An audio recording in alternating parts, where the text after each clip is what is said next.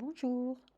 Par cette vidéo, nous vous offrons quelques courts extraits d'une de nos soirées afin que vous ayez un petit aperçu de ce que nous offrons dans ces rendez-vous cocooning. On va peut-être prendre un petit temps pour vraiment se recentrer, s'enraciner. Je vous invite déjà à fermer les yeux et à prendre un petit temps pour respirer dans votre ventre. Voilà, et sentez le bas de votre corps, la sensation de l'arrière des cuisses, des fessiers, du bassin sur votre chaise ou votre fauteuil. Et sentez que cette assise constitue un socle, quelque chose de stable, de solide, qui vous permet d'être justement bien à votre place dans la stabilité. Et à partir de cette base, sentez votre colonne vertébrale qui s'érige vers le ciel. Et puis à votre rythme, quand vous le sentez, pouvoir ouvrir les yeux. Ah, merci, je sens la puissance de se poser comme ça ensemble et de comme ça s'harmonise à l'intérieur de moi, hein, Mm. Ah, c'est bon. Mm. Au travers de ces rencontres-là, on a envie de cheminer avec vous pour que vous puissiez tout doucement continuer à acquérir de l'autonomie dans votre présence à vous-même, dans ce qui se passe en vous. Je sais que moi, une de mes problématiques les plus complexes, c'est d'être identifiée à mon mental, qui est comme je suis quelqu'un de très sensible, et ben, il est tout le temps en train de faire le tri de tout ce qui se passe autour de moi, et donc il tourne à une vitesse extrêmement importante, et ça peut être extrêmement puissant, et donc c'est un peu un chemin, hein, d'arriver à tout doucement se désidentifier de, de ce pour qu'on croit des fois que c'est moi. Je peux croire que toute cette agitation, c'est moi. Je peux croire que ce qui est fatigué, c'est moi. Je peux croire que ce qui a peur, c'est moi.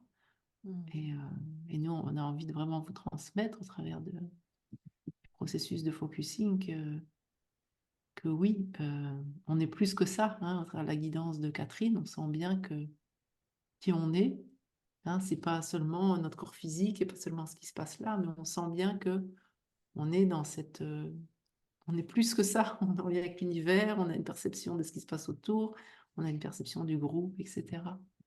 Ouais, c'est vraiment le je suis, hein, qu'on cultive à travers de ça. Mm. Et du coup, on voulait revenir avec vous et puis surtout continuer à expérimenter, de pouvoir ce processus de se désidentifier à ce qui est vivant en nous. Ouais, et donc, on va faire des petites expériences. Puis après, avec Catherine, on vous fera une petite démonstration pour que vous puissiez, deux par deux, prendre un petit temps, deux par deux, pour pouvoir faire l'expérience. Puis après, on débriefera ensemble. Voilà ce qu'on vous propose un peu ce soir. Et comme on travaille toujours sur des situations concrètes, hein, on va faire cette expérience de désidentification.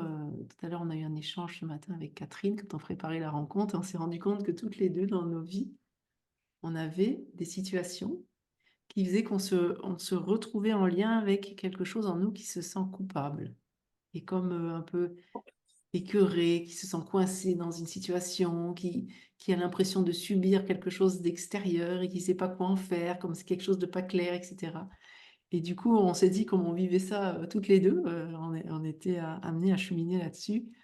On avait envie que vous puissiez, on va vous guider, hein, choisir une situation autour de ça, de ce sentiment de culpabilité, d'être mal, de voir quelque chose de pas clair, hein. On verra si vous avez quelque chose comme ça dans votre vie.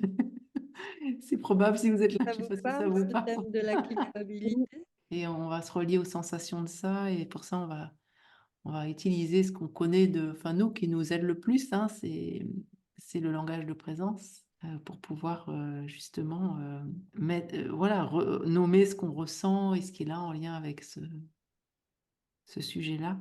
Tu veux rajouter un mot peut-être sur la notion de désidentification, Catherine, parce que tu avais des choses intéressantes ce matin dans notre échange. Oui, en tout cas, moi, ça m'aide beaucoup quand je sens que je suis prise par des émotions ou même par cette culpabilité, c'est de pouvoir vraiment prendre ce petit temps pour accueillir ce quelque chose en moi qui ressent de la culpabilité, parce que ça me permet de pouvoir le reconnaître, en prendre soin, et puis c'est à côté de moi, ça peut m'accompagner dans ma journée, mais ça prend pas toute la place. Et je vois que ce processus, même en étant entraîné, hein, ça demande de l'attention parce que moi, je vois bien dans mon évolution où j'ai énormément pratiqué, en fait, il y a comme c'est un entraînement, c'est-à-dire qu'il y a des fois, même si on a conscience de ça, comme là, moi, ça m'est arrivé jeudi, hein, on peut se retrouver prise et c'est comme une attention un petit peu régulière que de vérifier, tiens, quand je dis je suis en colère, je suis triste, je me sens coupable.